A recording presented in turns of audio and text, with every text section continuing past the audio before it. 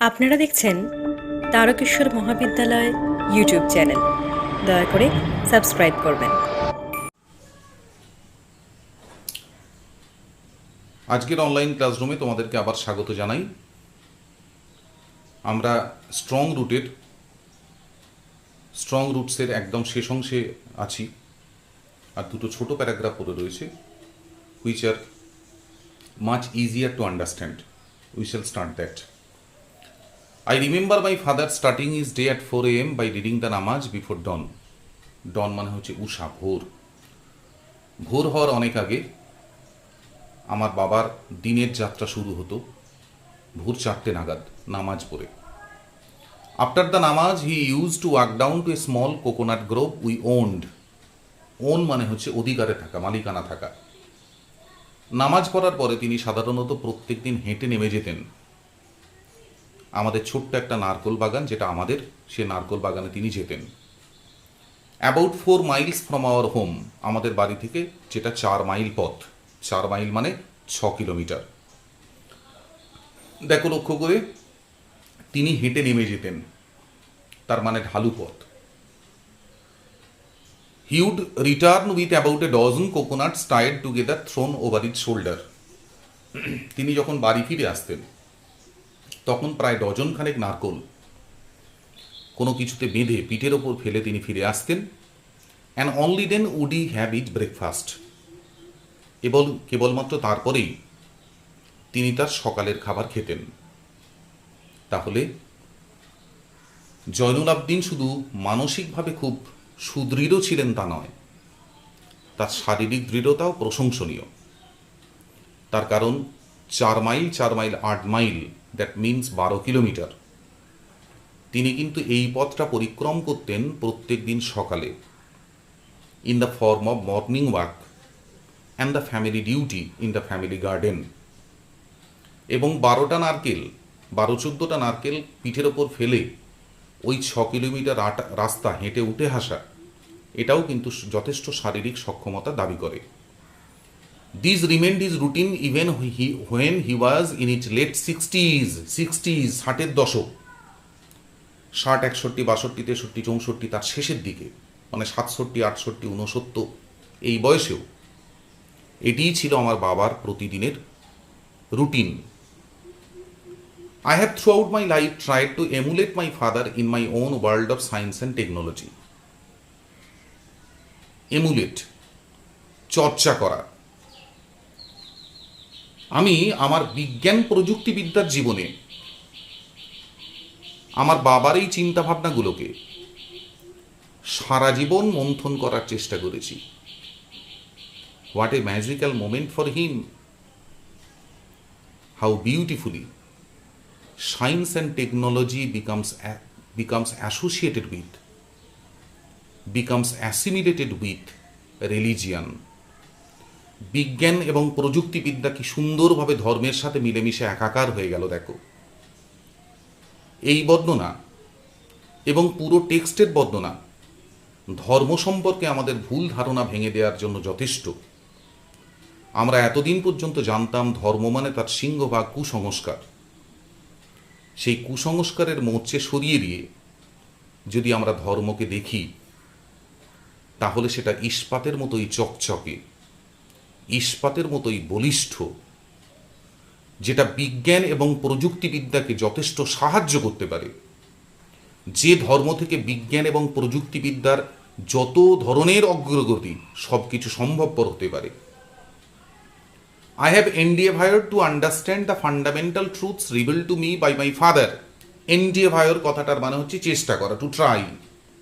I have endeavored to understand. আমি সারা জীবন ধরে যেটা চেষ্টা করেছি সেটা হচ্ছে বোঝার চেষ্টা করেছি। কি বুঝতে চেয়েছি?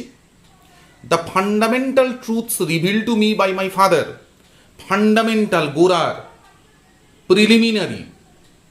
তার মানে ছোটবেলা থেকে এপিজে আব্দুল কালাম তার বাবার কাছ থেকে যেটা পেয়েছেন, সেগুলো হচ্ছে fundamental truths related to someone's life.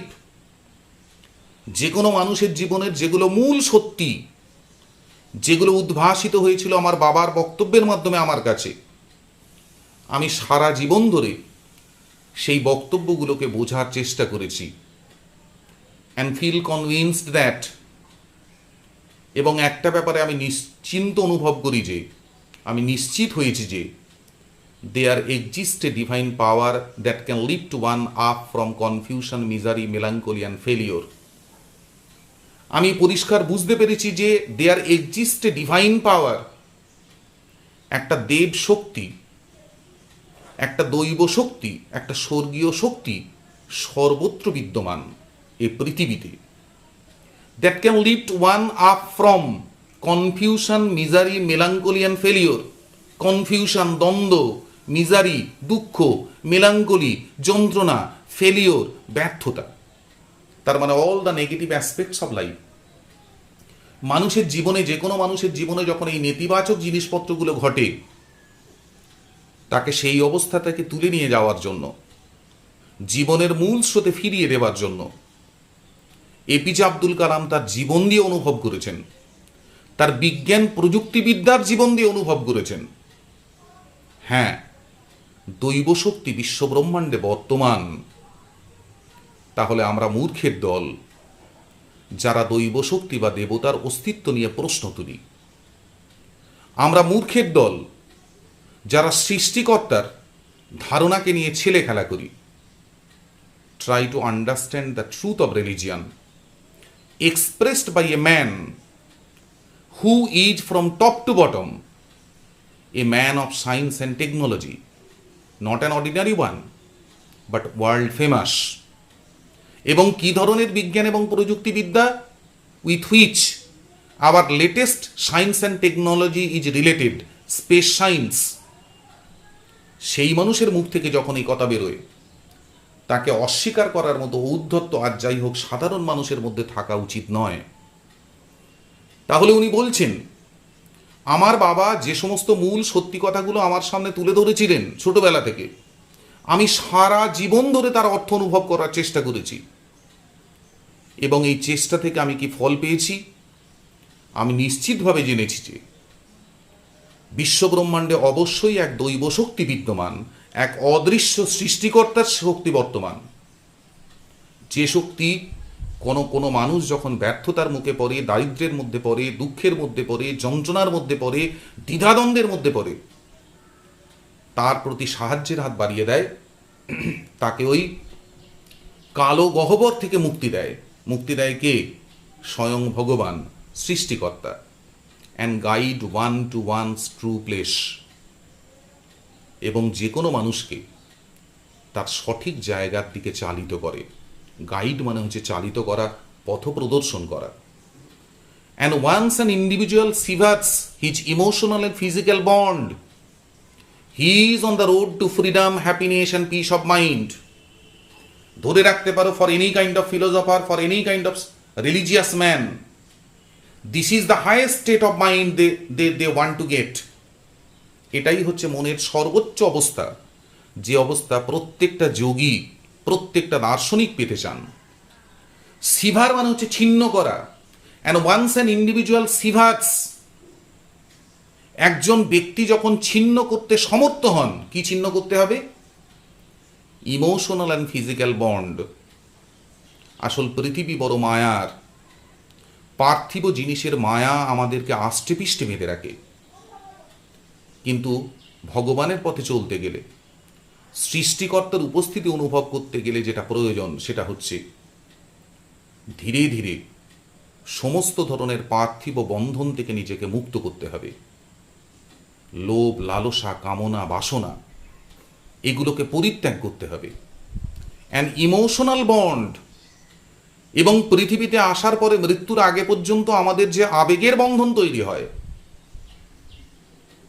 related to the family, related to the friends, related to the lovers, related to different objects of nature, তার প্রতি আমাদের যে আবেগের বন্ধন তৈরি হয়, সেটাকে যদি কোনো মানুষ ছিঁড়তে পারে, সে বন্ধন যদি কেউ ছিন্ন করতে পারে, হি is on the road to freedom, happiness and peace of mind. এই ছিন্ন করতে পারলে সে চোখের সামনে দেখতে পায় সুদীর্ঘ পথ তার সামনে খুলে গেছে। কি পথ? The path that leads one to the true sense of freedom. প্রকৃত আত্মার মুক্তির পথ, হ্যাপিনেস, প্রকৃত সুখের পথ, অ্যান্ড পিস অফ মাইন্ড, মানসিক শান্তির পথ। দেখো, এখানে যে স্বাধীনতার কথা বলা হয়েছে, এখানে যে সুখের কথা বা মানসিক শান্তির কথা বলা হয়েছে, এগুলো সবই কিন্তু চিরস্থায়ী, ইটারনাল, অ্যাজ গড হিমসেলফ। তার মানে আমি বহুবার এপিজে আব্দুল কালামকে বা তার বাবা জয়নাল আবেদিনের বর্ণনা করতে গিয়ে যোগী এই শব্দটাকে ব্যবহার করেছি। যোগী আমরা সাধারণভাবে কাকে বলি? Who can concentrate 10% of the mind, যে মনের 100% মনঃসংযোগ ঘটাতে পারেন। যিনি 100% মানসিক মনঃসংযোগ ঘটাতে পারেন, he can sever the bonds, he can separate the soul from the body. তিনি দেহ থেকে মনকে মুক্ত করতে পারেন, যেটা যোগ সাধনার চরম প্রাপ্তি। আর একবার যদি তুমি তোমার শরীর থেকে তোমার মনকে বিচ্ছিন্ন করতে পারো, তাহলে চোখের সামনে উদ্ভাসিত হবে আক্ষরিক অর্থেই স্বর্গ, যেখানে মানুষের স্বাধীনতা অনন্ত, যেখানে সুখ অনন্ত এবং যেখানে মানসিক শান্তি অনন্ত। আলোচনা আর বেশি দীর্ঘায়িত না করে আমরা এখানেই আলোচনার সমাপ্তি আনছি। তবে তোমাদেরকে অনুরোধ করা থাকবে, ক্লাস 12-এর শুধু পাঠ্য বিষয় হিসাবে এই পিসটা তোমরা একবার পড়বে, পরীক্ষায় উদরে যাবে, তারপরই এটা ভুলে যাবে। That should not be. চেষ্টা করো to make the autobiography written by APJ Abdul Kalam, wings of fire, a permanent friend of your life. আমি কথা দিতে পারি, জীবনের বিভিন্ন ধাপে যদি এই অংশগুলো পড়ো, নিত্য নতুন এর অর্থ, নিত্য নতুন উপলব্ধির সম্মুখীন হবে তোমরা। তার কারণ this is such a kind of text chosen for your syllabus, which could easily B included in honours syllabus, in master degree syllabus. এত উন্নত মানের দার্শনিক বিষয়বস্তু খুব বেশি সারা জীবনে পড়ার আমাদের সুযোগ হবে কিনা যথেষ্ট সন্দেহ। তাই শুধু পাঠ্য হিসেবে পড়ার জন্য the explanation that I have given, I think that's enough, more than enough. তবে তারপরেও তোমরা কিন্তু এই এপিজে আব্দুল কালামের উইংস অফ ফায়ারটাকে ছুঁড়ে ফেলে দিও না। This will show you the path of life at different phases of life. জীবনের বিভিন্ন ধাপে তোমাদেরকে কিন্তু সঠিক পথের দিশা দেবে। The autobiography written by APJ Abdul Kalam. That's the end of the text part. এরপরে বলা রইল, তোমাদের কোনো ধরনের প্রশ্ন উত্তর সম্পর্কে যদি কোনো সমস্যা হয় related to any piece of your syllabus, whether I have covered it or not, that's not a matter. তোমাদের যতগুলো পিস আছে, কোনো পিস থেকে যদি কোনো ধরনের প্রশ্ন তোমাদের মনে জাগে, please throw it in the comment box. I think I shall be able to provide you with a satisfactory answer. তোমাদের মনের যে কোনো ধরনের প্রশ্ন, যে কোনো পিসের ওপর প্রশ্ন তোমরা কিন্তু কমেন্ট বক্সে ছাড়বে, আমরা তার যথাযথ উত্তর দেওয়ার চেষ্টা করব। And the process of e-learning will be much more robust then.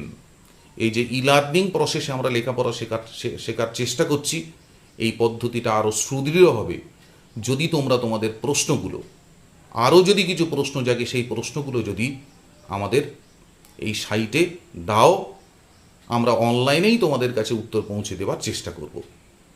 That's all for today.